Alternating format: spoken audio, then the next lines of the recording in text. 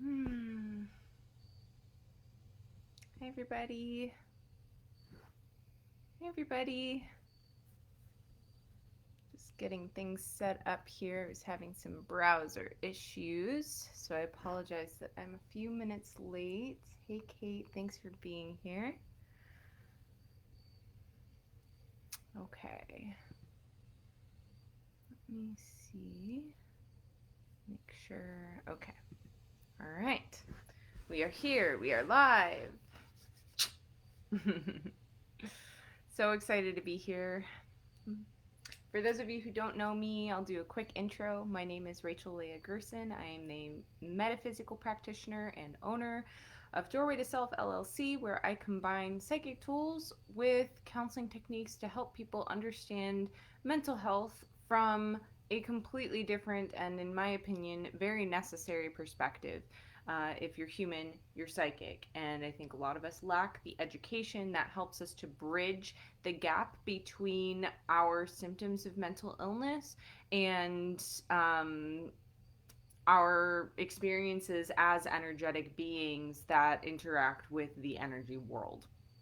So here we are once a month. I do this Q&A live on Facebook and on Instagram. So y'all know the drill if you've been here, but if you haven't, you're going to see me looking back and forth between both screens.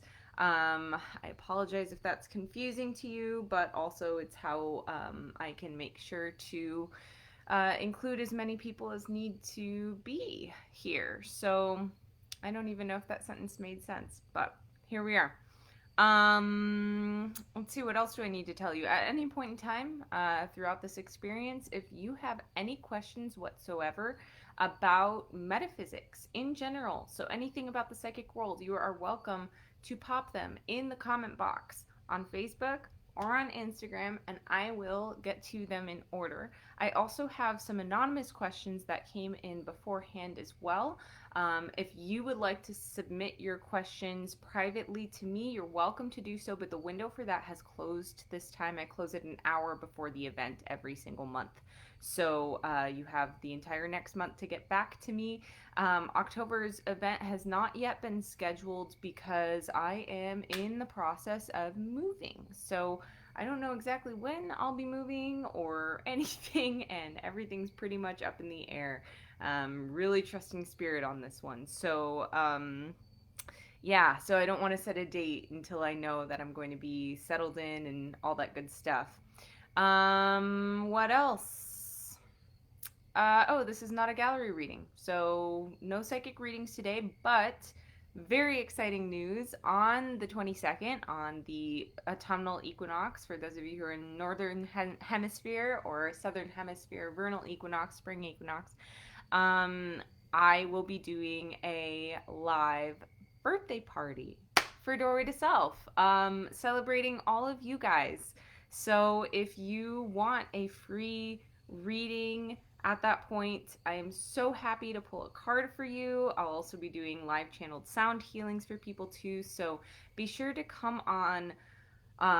It's a Tuesday, September the 22nd at 8:30 p.m. Eastern, and I will do readings for you then. But tonight is absolutely about the education component. So if you're wanting to learn about the psychic world, that's what you're here for tonight. And I'm so happy to have you here. Hey, Val.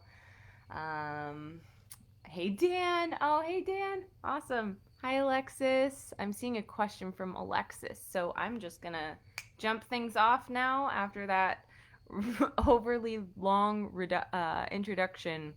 Um, I am currently bridging the gap right now between meditation time and Q&A time, and I like to spend time in that in between space for being here, but sometimes it's hard for me to like change gears. So okay.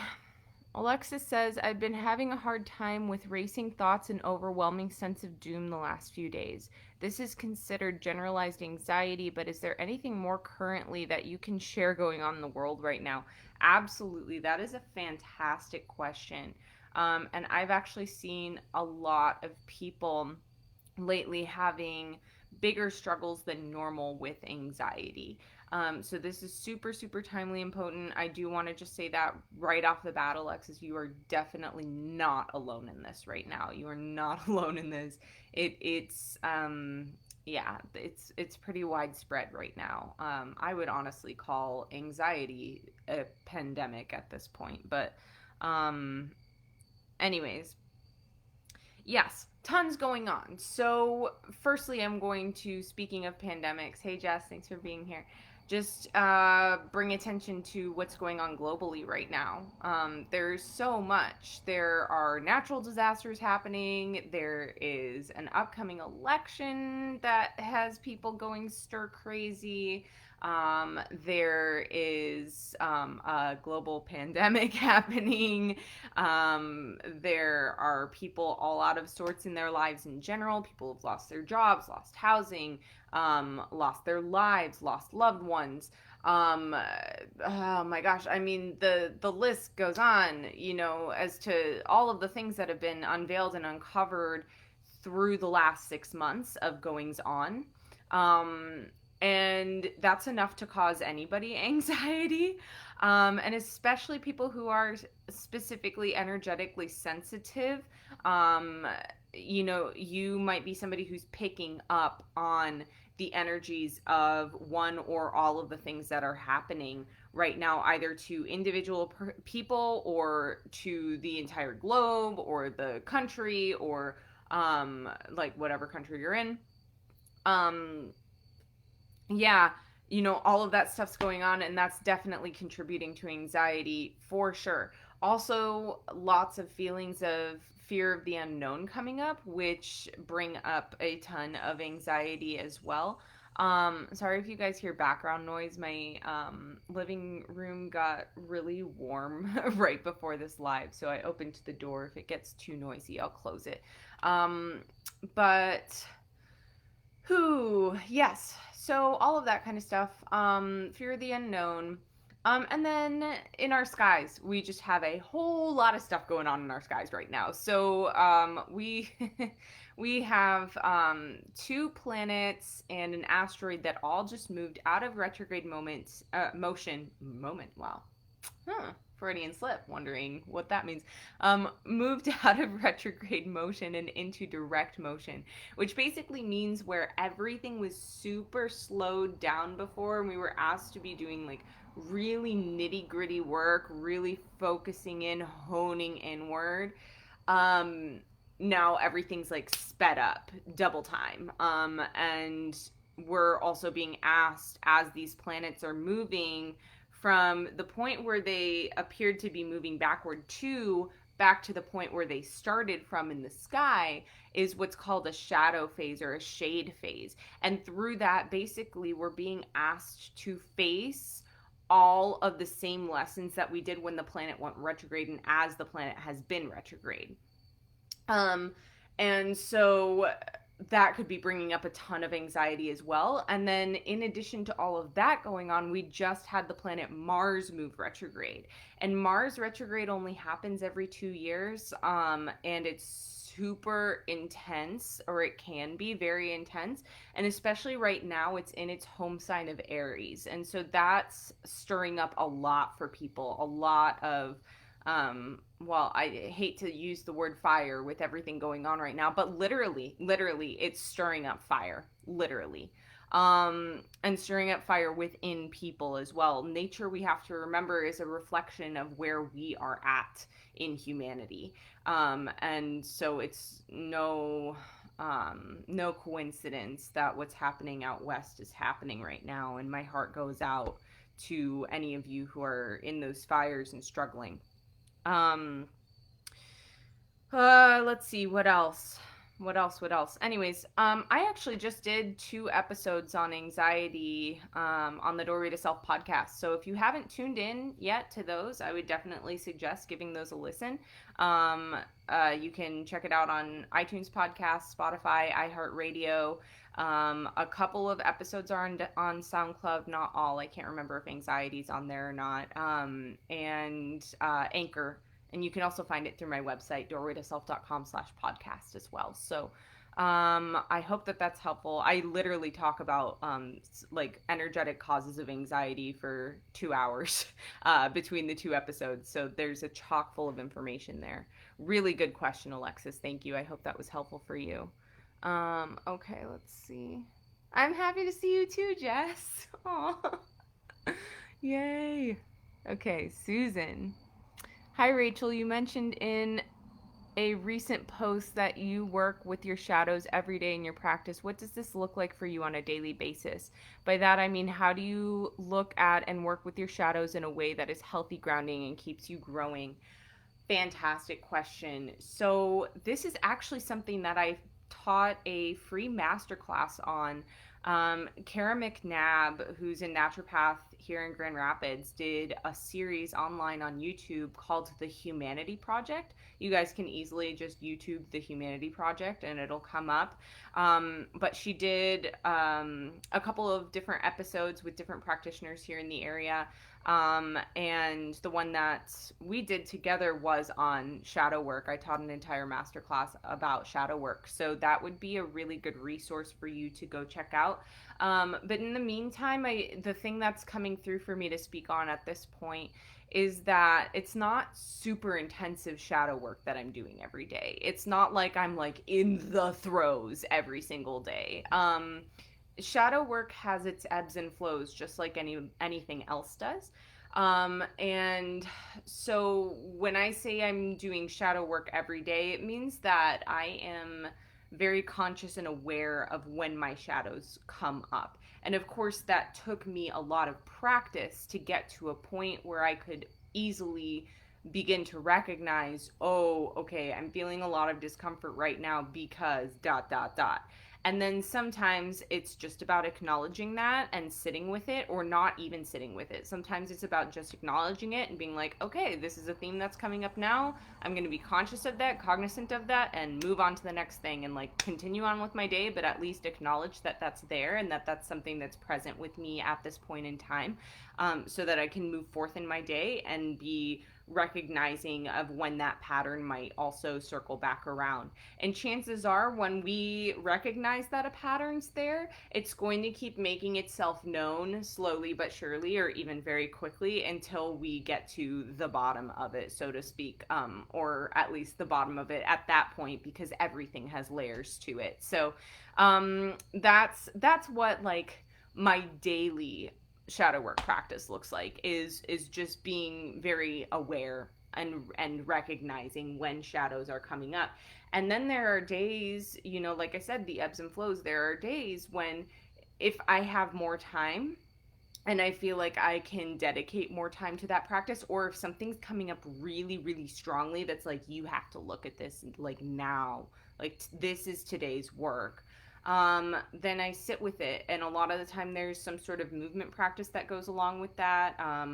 I will move through it. Journaling, a lot of voice memo recording. Oh my gosh, that is my go-to any day of the week. I grab my phone, I push that voice memos app, I put my earbuds in, I go for a walk, and I will talk sometimes into that voice recording for like 45 minutes, an hour and a half, like just like boom, boom, boom, just like getting my thoughts out, letting them flow, connecting the dots, etc., etc., etc. That is my biggest medicine. Some people hate that. So it's really about, what works best for you, and what feels most in alignment with your personal practice.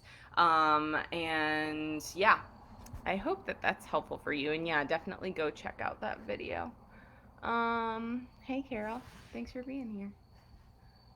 All right, so we've had quite a few people join since the beginning, so I just want to remind you guys that at any point in time, if you have questions that you want answered, you can go ahead and put them in the comments.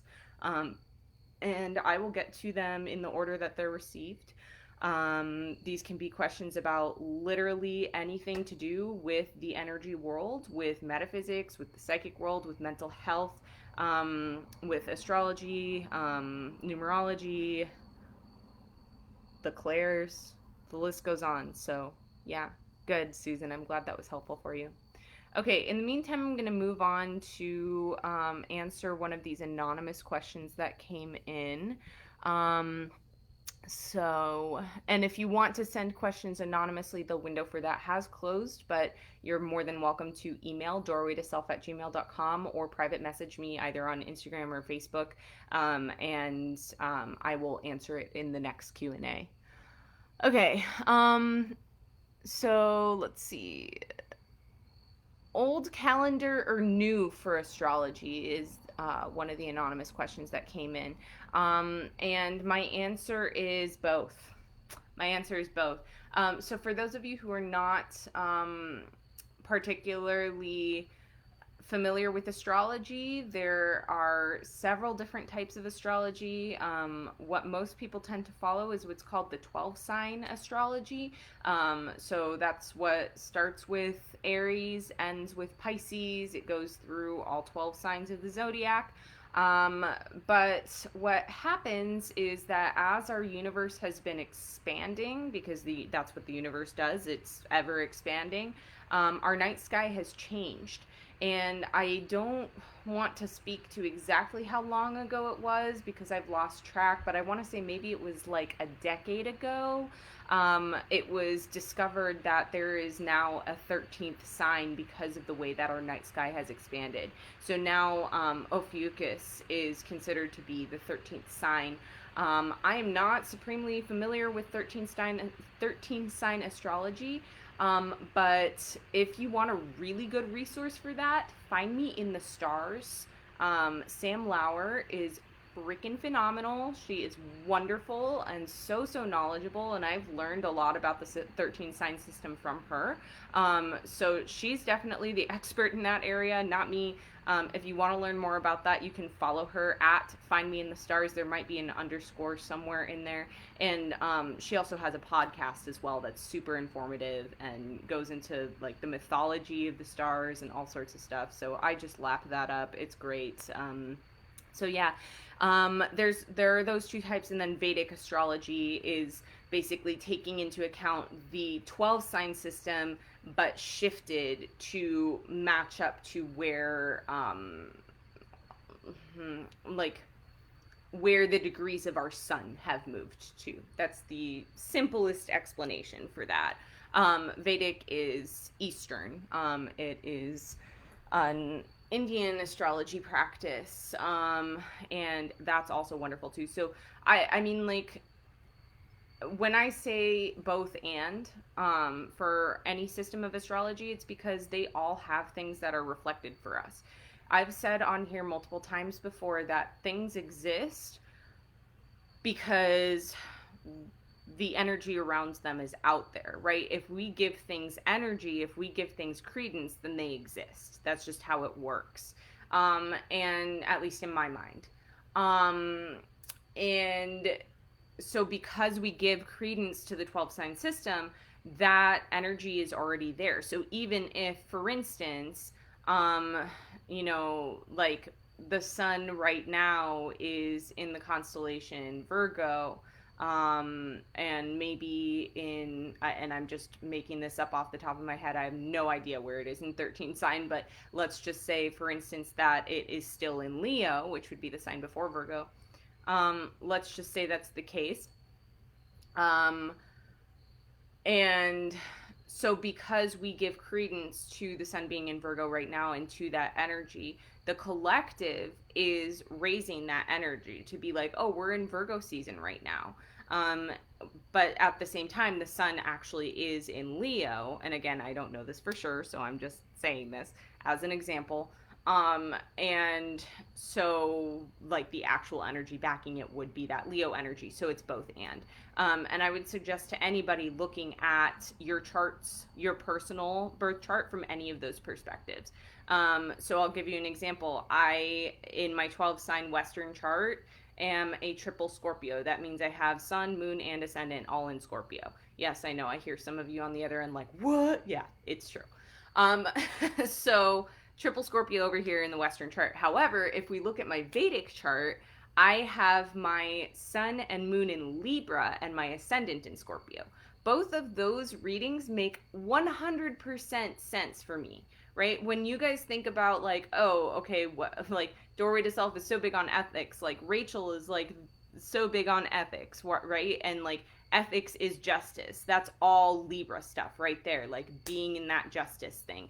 I've had like all sorts of stuff around like balance and extremes and like all kinds of stuff. So it's like um like all of that kind of stuff matches up. And so I definitely just want to encourage you to look at any version of your chart and get different interpretations, because they're all just different lenses of you, and it's important to get that. Okay, let's see. Tahila Ross, do you find it when you take off your stockings that your feet and toes are sweaty? I'm not quite sure how that relates, but my answer is sometimes. Thanks for being here and for asking that. I hope that helps you. Um, yeah. I'd love to know how that relates to the psychic world. I'm sure I could find a way to relate it back to the psychic world, but yeah. I think that might be the most intriguing question I've gotten yet. Thanks to Gila for that. I hope I'm saying your name correctly. Yeah. Okay. Moving on to another anonymous question here. You've mentioned the Fae before, and it felt like you like them. So, what's your perspective and experience? So that goes right back to what I was just saying. If we give credence to an energy, it exists. And so, for those of you who are like, here's the thing: is that humans are so physically minded, right? We think about like, oh, if fairies exist, then they should be physically present, right? Like we should be able to see them. We should be able to have some sort of physical evidence. Um, that's not necessarily the way it works, although I do know people who have physically seen fairies. I just said that on the internet. It does exist. Woohoo. Cheers. Um, but yeah, so really, like, if, like, the energy of anything can exist. Um, and so that's in my personal practice, that's what I tend to work with is the energy of for those of you who don't know what the Fae is, the Fae is fairies. So yeah, I tend to work with that energy. And if that's something that you're interested in, I would definitely suggest tapping into that. Of course, there are going to be malevolent and benevolent beings, so just make sure you know who you're working with. Not every single fairy is going to be like light and bright, so just make sure you know who you're working with. Be discerning. Um, Perspective and experience on that. Personally, I mean, they're just great. They're really lovely to work with. It's a really beautiful energy. It's not something that I tap into all the time. When I was younger, like definitely in my college days, I was there all the time. Oh my gosh. Oh my gosh. Um, for those of you who are familiar, I went to the University of Michigan for my undergrad, and there's a place there called Nichols Arboretum, and I swear to you, that place is so filled with fairies. It is like like you're breathing them. It's unreal. So it's I used to play with them all the time at that point, and then got into a moment where naive young Rachel had no idea that there were malevolent fairies, and so I got mixed up in the wrong crowd, so to speak, and that was the end of my playing with them for that point in time. But I definitely have integrated working with their energies back into my practice. I'd say probably the last year or so. Yeah, last year and a half maybe. Um, they're great. I don't really know what more to say about them than that, other than, everybody's experiences are different. I would definitely suggest making some sort of offering to them, whether that is lighting a candle in their honor, or just saying thanks, or singing a song, or like bringing some sort of like flowers or herbs or tea. They love tea. Oh my gosh, they love tea. So yeah, I would definitely suggest like honoring them in some way, shape, or form if you're going to work with them. Hey, Celia. Thanks for being here. Okay, cool. I just want to remind you guys, because y'all are quiet tonight, if you have any questions whatsoever about metaphysics, the energy world, mental health, etc., you are more than welcome to pop them in the comment box and I will get to them in order. Hey, Olivia, thanks for being here. So good to see you. Okay. I'm going to move on to another anonymous question that came in. Is a cusp sign actually a thing or not? I love how popular astrology's been getting lately. That makes me happy. And I love how curious you guys are about it. So for those of you who are not familiar with what a cusp sign is, basically what that means is that when you are born, well, okay, let me put this way. I'm gonna really just like make it super simple for you guys.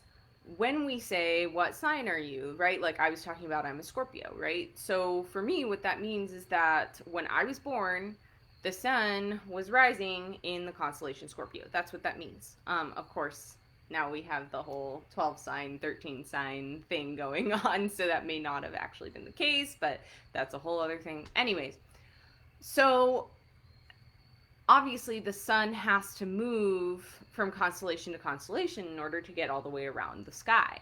And so a cusp sign is when somebody is born right on that brink from the sun moving from one sign into the next. So that looks like being born around, and depending on the month and the sign and all of that kind of stuff, because the sun's going to be in some signs longer than others. It looks like somewhere between like being born around like the 19th to the 24th of certain months. So some people might even argue that I am a cusper because I was born on the 26th of October. So some people do argue that I am a Libra cusp. I think that that's a little bit of a stretch because I was born 3 days after in October. The sun moves into Scorpio on the 23rd, 22nd or 23rd. So I think that's a little bit of a stretch. That feels a little bit too long after. So I tend to judge the cusp thing if somebody is born within like 48 hours of the sun switching signs. That's my general rule of thumb. But yeah, it absolutely is a thing. We see cuspers, and basically what they do is hold the traits of both of those signs. So, for instance, I was just talking to somebody who I've recently become friends with, and we were like geeking out about astrology and decided to exchange charts. And I of course had my guesses as to when she was born, and but I was like, oh, this is so weird. Like I feel so much Pisces energy coming from her, but I feel so much Aries energy coming from her, and like there has to be something big in like both of those signs. And sure enough, she sent me her chart, and she was born right on that cusp day, like right when the sun would have moved from Pisces into Aries. And I was like, oh, that makes so much sense. And I reflected that back to her, and she was like, oh my gosh, thank you for seeing me. So it's the cusp people are very interesting. Like they're going to have traits of both of those signs. And it's really beautiful. It's an in between. It's a bridge. I almost see it as like a completely other sign onto its own. It's pretty fascinating. So I hope that that is helpful for that person who asked that. All right, cool.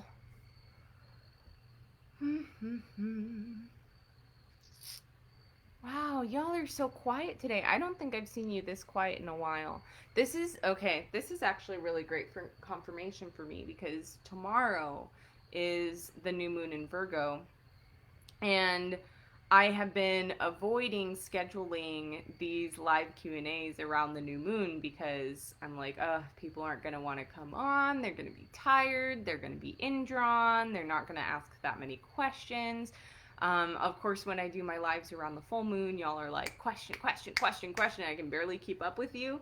And so this just goes, I was thinking like, oh, it's in Virgo, like people are gonna be really wanting information and like trying to plan and like all of this other stuff. And yet here we are still in that, that new moon energy is still very prominent, in the way that y'all are, interacting tonight. So that's some really cool research. Thanks for helping me do that. I love when these things play out in action. It's pretty great. Hey, Elaine, how do you know you will not be getting the wrong fairy, and how would you know if you did? Really good question. Again, it's all about discernment. So, before you work with any sort of outside entity, aside from elementals, because elementals are neutral, they're neutral beings. Elementals are basically like the spirits of the elements. So air spirits, water spirits, fire spirits, earth spirits. Um, they are always neutral because their biggest agenda is with the elements. As we have seen very strongly this year, the elements can act in ways that are destructive, and the elements can also act in ways that are really beautiful and revitalizing. And so they flop either way in order to keep nature in balance. So those are the only energies that, I would say it's safe to work with, before the point of knowing thyself, and can actually even help and assist in the process of learning yourself and knowing yourself and knowing your energy. But other than them, I would really highly suggest make sure you know what your energy is before you work with anything, and be really in alignment with yourself, really integral with yourself. And that way, when you do decide, if you do decide that it's time to go and work with other beings or creatures or energies or gods or goddesses or whatever it is that you work with, angels, I don't know, whatever, Jesus, whatever it is that you're wanting to work with, okay? Before you do that, if you know yourself, it makes it really easy to be able to discern, oh, okay, this energy is in alignment with me. This energy is one that I feel safe and comfortable working with. So that's step one. Know thyself to work with thyself. Okay? That's step one. Step two is forming a relationship. So, unfortunately, and this is something I've spoken to before, but I feel like it's important to reiterate at this point. Unfortunately, we have been taught that magic is there to use instead of to work with and work alongside. We have been taught to use crystals, to use herbs, instead of taking the time to forge a relationship with them. And when we forge a relationship, that's when the real magic happens. And it's also that point in time that you can take the time to really make sure that you know who you're working with and you can trust. You can begin to build trust, and that trust goes both ways, right? So if you find a being that's really eager to work with you and like won't quit pestering you to work with you, chances are they don't have the best agenda. Because if they're willing to trust you right off the bat without forming any sort of relationship, then it means that they probably have their own agenda. So that's probably my best answer for that.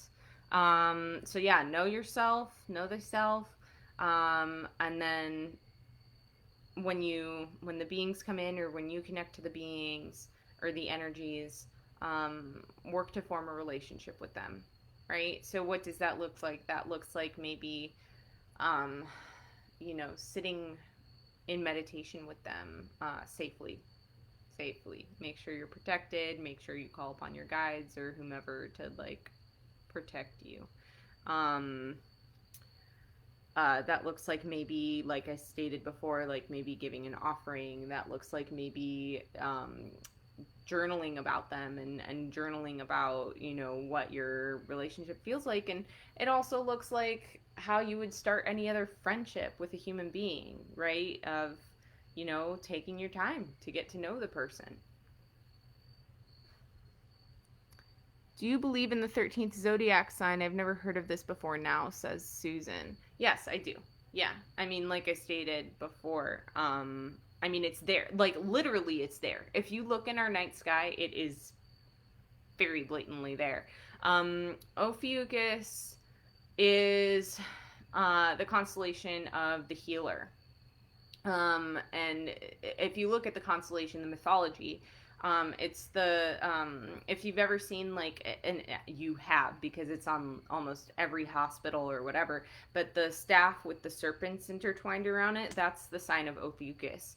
And Ophiuchus is like the medicinal doctor, healer person.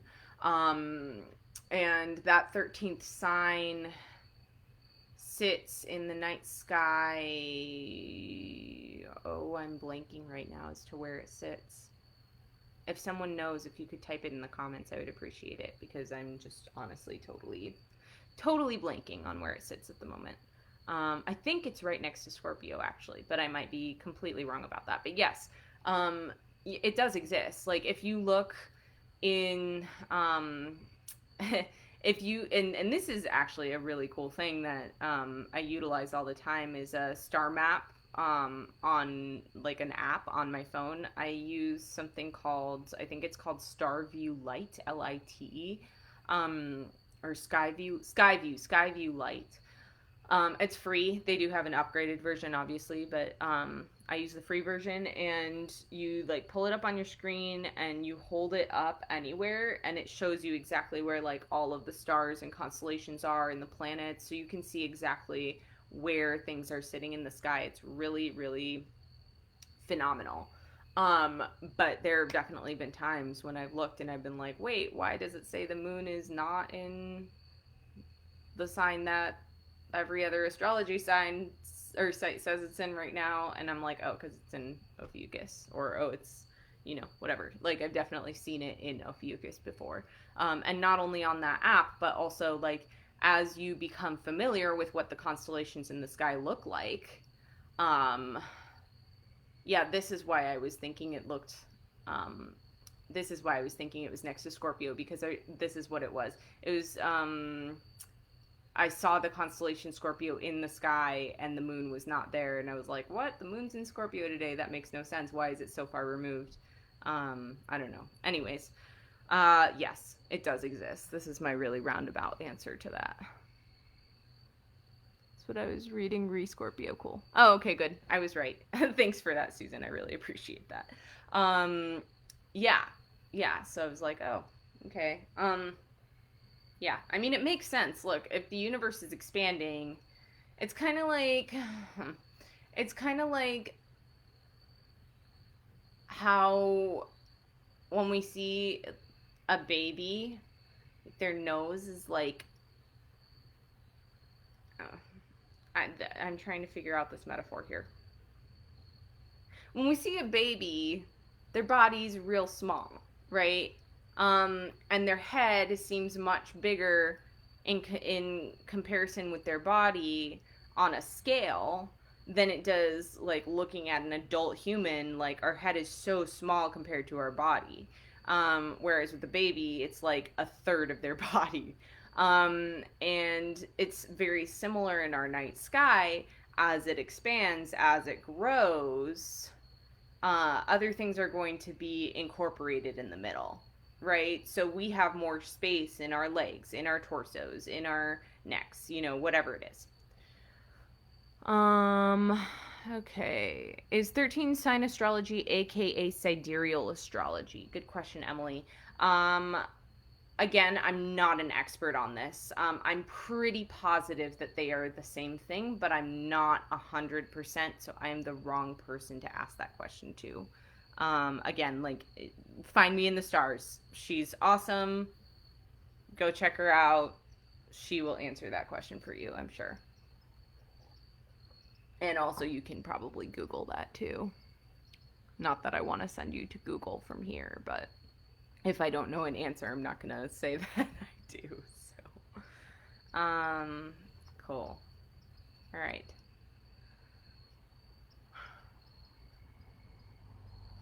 Anybody else? Any other questions coming in tonight? Okay.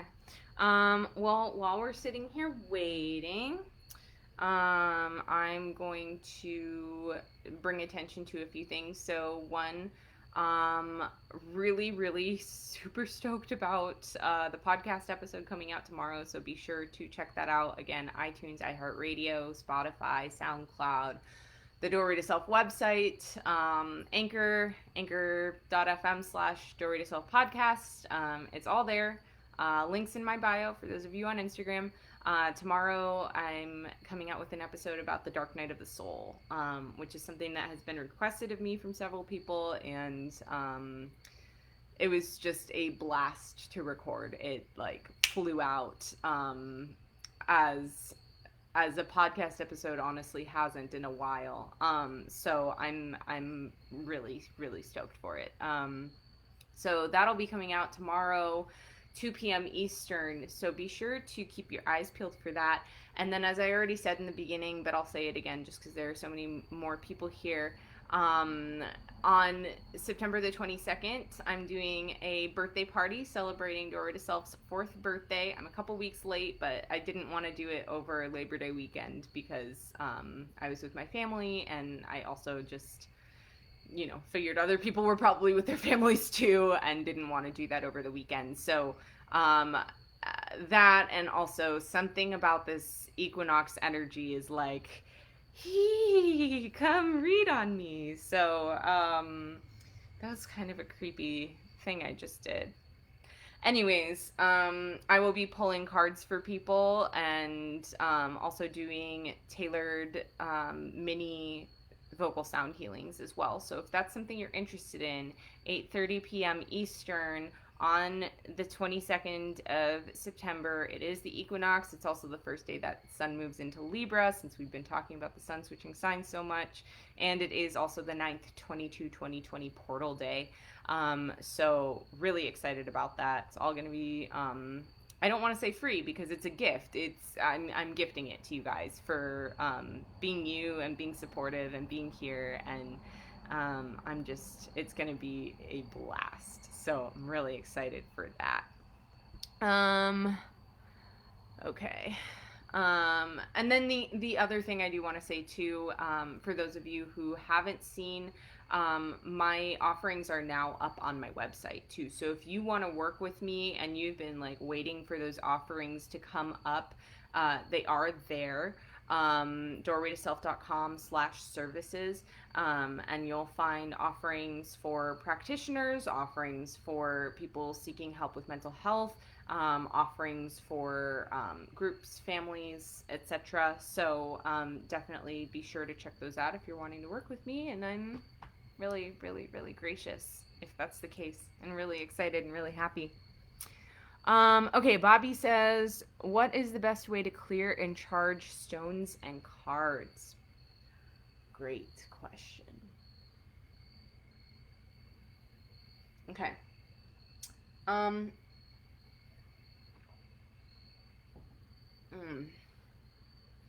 There are several ways. There are so many several ways. Whoa. Did you guys see that? Okay. Someone's really wanting this answer. My lights just flashed for those of you who missed that.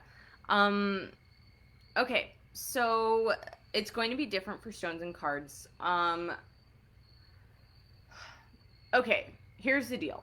I'm at a point in my practice personally at this point where I'm so solid in my energy that all I do is literally, and if you're in this place, then this might be the best method for you as well.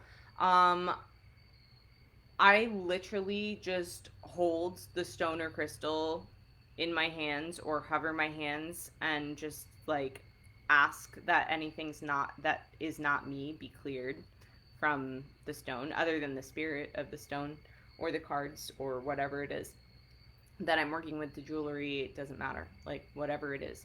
Um, I usually hold it to my heart. I send it love, and I'm like, I give it gratitude. Thank you so much for being here. Thank you so much for working with me.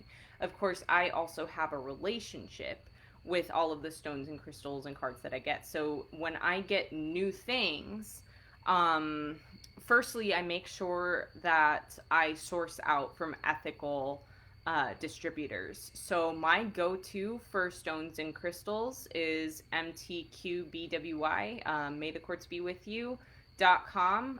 Brooke Rosenblum, she was actually a guest on my podcast a couple months back.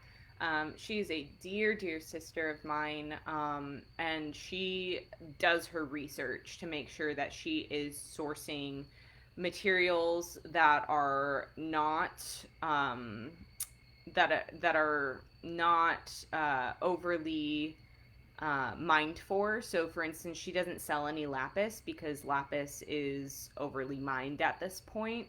But so she does her research to make sure and see like what's overmined and what's not, and makes sure that there's no slave labor involved. Make sure that where the stones are coming from, because a lot of the times for stones and crystals, people will actually blow mountains up to get they'll use legitimate dynamite. And then the crystals hold that energy. And that's just so sad on so many levels. And so she makes sure that things are ethically sourced, that there's no slave labor involved, there's no like black market trading going on, like all of that kind of stuff. And then she sells her stuff online and on live crystal sales on Instagram that are just honestly even a pleasure to sit and watch on Friday nights. So if you want to check her stuff out, definitely go do that. So making sure that I'm sourcing them from ethical, sustainable places, or even gathering them myself in nature, if I find them, and making sure that I ask, is it okay for me to take you from this space and bring you home with me, etc. So that's number one. Know where your stuff is coming from. Number two, forge a relationship with them. And so that's what I spend my time doing before I even clear them, before I even charge them, before anything. I am literally sitting with them, seeing what they've been through, seeing where they're going, seeing how they're doing, if there's anything I can do to honor them in any way, things like that. And then after a few days, or sometimes even a day, sometimes it's just a day of that, and they're like, yay, let's go sleep in your bed with you. And I'm like, cool. And then we do that. But yeah, after whatever amount of time it is that I'm sitting with them forging this relationship, when I get their permission and I say, okay, do I have permission to work with you at this point? Then they're like, yes. And then that's when I will pick them up, hold them, bring them to my heart, give them gratitude and thanks for working with me. And then I ask that their vibration hold only energy that matches both of ours. So the energy of the crystal or the energy of me. And through setting that intention, unless I'm, going through some weird force field or something where, it gets jacked up, and I'm in tune enough with them because we formed a relationship at this point that I can tell when they're off. And I can then pick them back up and do the whole thing.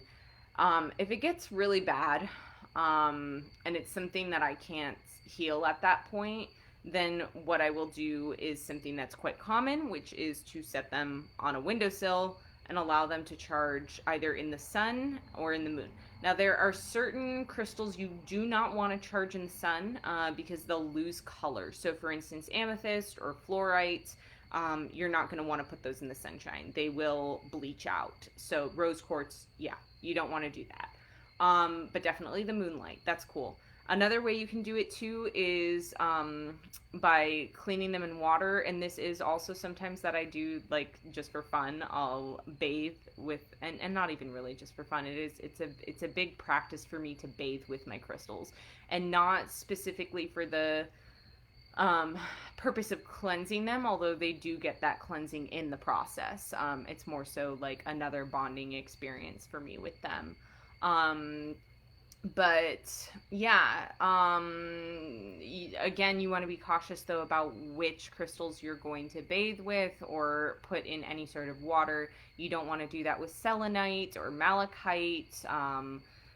Those will disintegrate, and malachite specifically has a little bit of toxicity in it as well, and so that would leach into your water, and that would not be good at all.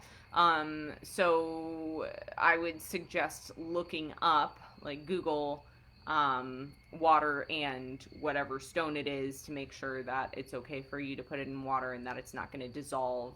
Like calcite will dissolve. I'm not going to list every stone that will dissolve because A, I don't know them all, and B, we don't have time for that. Let's see. What else? What other methods? Sound clearing is great. So singing over them, allowing that vibration to clear them. Waving them through smoke can clear them. Specifically more cleansing herbs like sage or mugwort or palo santo, or anything like that. Again, making sure the herbs are ethically sourced and grown as well. You know, what else? What else? What else? Doing energy work over them. I have a friend who is a sound healer, and she uses crystal bowls. And to clean her crystals, she will put her crystals in the middle of the bowl and start playing it and have the vibration of the bowl cleanse it. And it's so like, oh yeah, I feel some of you feeling this on the other side of the screen. Like, it is magic. It is unreal. It's so good. So that's another way as well. Let's see, what else? I also want to talk too about Meadow Expressions, Haley Meadow, the Crystallized Queen. She's fantastic, and I've done a little bit of collaboration work with her as well, where she is the most incredible jewelry wrapping artist I've ever met. Um, it's oh my gosh, talk about someone who has a bond with the stones. And so in the past, I have worked with her to, when people have requested it, crystals that I've used for making doorway to self potions. When they purchase them, they have the option to send them off to her to get them wrapped, and then she sends them back special for them. So yeah, she's another one who I would definitely advise sending you to, and I know that she has a slew of resources on how to best cleanse crystals and stones. So that might also be a really good resource for you too. And then um, as far as cards go, when I get a new deck, I always cleanse it. That's a completely different scenario because I never know who is touching it. I never know who is playing with it. And I don't know, it's how I was taught, and it's something that I've always felt is part of the magic for me, is being able to cleanse a new deck. So I get it, and I always shuffle it. I let the air really get in there and cleanse it out, and I call it airing out the deck. And then I'll pass it through smoke. I'll pass it over flame very carefully, obviously. I sometimes will like sprinkle salt on the deck or put a stone on top of the deck, and then like I'll have a glass of water that I like run the deck over, so that I'm incorporating all of the elements too. And then after that process, it doesn't take me long. It's like 5 minutes or whatever. Sometimes it is longer if I really want to like get into it and sit with it, which usually is the case. Then after that process, I'll pick them up and hold them and be with them for a moment. And then I always read for myself before I read for anybody else. I give myself that first reading. Sorry, guys, on Instagram.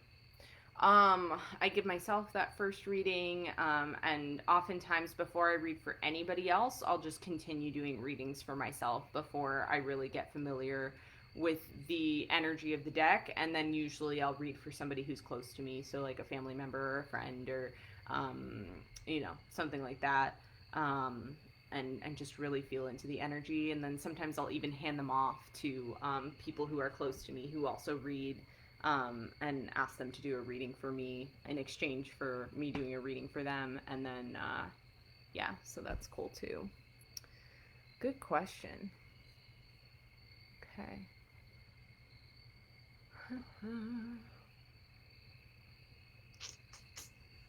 Anybody else? We've got a couple minutes left here.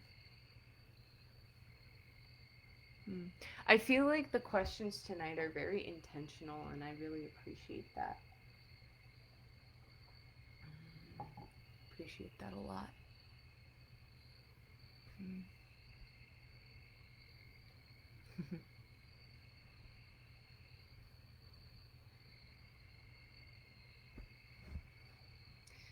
All right. Well, while we're waiting, I think I have time to answer one more question. So while we're waiting for that last question to come in, I'm going to pull a card for us. We've been talking about cards. I have this deck right next to me, so this works out. This is the Moon deck. You guys see it? Oh, we do have another question coming in. Okay, I'm going to answer it. And then, nope, I'm going to pull the card and then I'm going to answer it. Okay, so it's being asked. This is a card for the new moon tomorrow. New moon in Virgo, what is it wanting? Nope, that's not our card. New moon in Virgo, what is it asking for us? What is it wanting us to know? What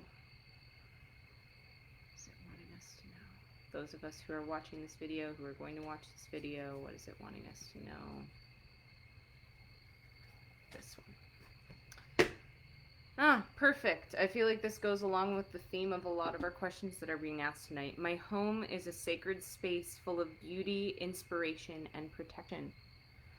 My home is a sacred space full of beauty, inspiration, and protection. More to come on Tuesday. If you want a card, come on Tuesday. Okay, Susan says, what would you most recommend to support ourselves during this time? It feels extremely transitional, but I don't know if I can see what's coming. So that's a lot of what I was speaking to with Alexis's question at the very beginning, of this feeling of uncertainty and not knowing where we're at. And so honestly, and it's funny that you're asking this, Susan, because I had literally I had three separate conversations with people over the last 2 days about the importance of being present.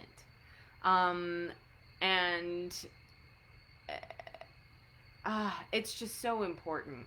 Instagram's gonna kick me off here soon. So Instagram, if y'all are watching on Instagram and it kicks me off, know that you can watch the rest of the replay on YouTube once I upload it. I'm planning on uploading it tomorrow or Friday, so you can catch that there with the timestamps and just or fast forward to the end and you can catch this.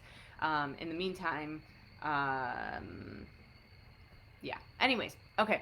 So, yeah, just being present, I think, is the absolute most important thing right now. And it's a lot harder than it sounds. Like, and this is a lot of what my conversations were surrounding this idea that it sounds so simple and it seems like such a simple thing, and it's really not. It's a very difficult practice, especially in our society where we're taught consistently to be concerned about being prepared for the future or to reflect on the past. And it's not very often that we are found sitting in the present. And so that is my biggest thing that I would recommend for you, is learning how to just be present, learning how to you know, like, what does this look like? Like, thinking about, where are you sitting right now, or standing, or laying? What does that surface feel like underneath you? What does it feel like to have your skin on your body? What does it feel like for that skin to meet the air around you? Feeling your breath go in and your breath go out, listening to the sounds of crickets, listening to the sound of cold air. Like, what do all of these things feel like and sound like, and really bringing ourselves to the present. Bye, people on Instagram. I love you. Um,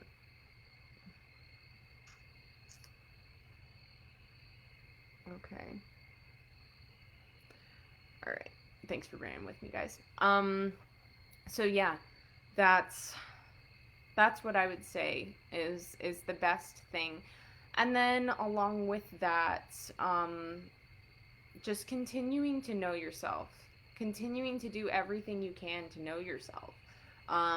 Doing some sort of regular movement practice, doing some sort of regular, look, dancing and singing are the two most important things you can do right now.